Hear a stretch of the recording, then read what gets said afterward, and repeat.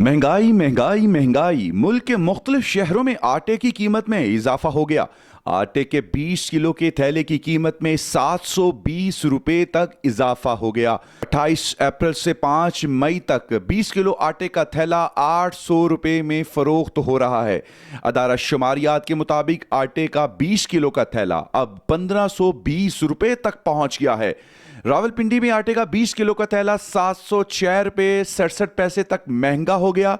एक हफ्ते में फैसलाबाद में आटे का 20 किलो का थैला 600 रुपये, पिशावर में 590 रुपये महंगा हुआ, जबकि सरगोदा में 550, मुल्तान 530, लाहौर और बन्नू 520, गुजरावाला, सियालकोट और बहावलपुर में 20 किलो का थैला 500 रुपये तक महंगा हो गया।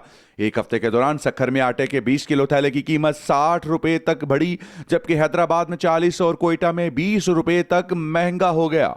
महंगाई की मारी अवाम बिलबिला उठी, आटा ना हुआ सोना हो गया। आगे आगे देखिए होता है क्या।